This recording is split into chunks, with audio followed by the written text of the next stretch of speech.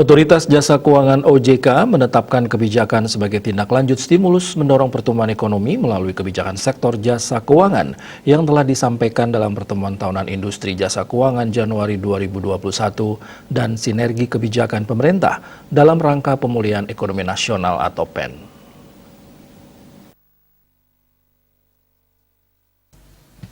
Ketua Dewan Komisioner OJK Wimbo Santoso dalam informasi tertulisnya menyampaikan pemberian pelonggaran peraturan prudensial bertujuan memberikan keleluasaan bagi calon debitur untuk memperoleh kredit.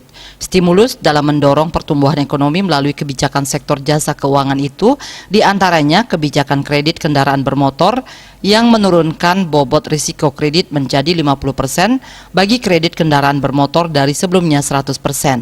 Perbankan yang memenuhi kriteria profil risiko 1 dan 2 dimungkinkan memberikan uang muka kredit kendaraan bermotor sebesar 0%.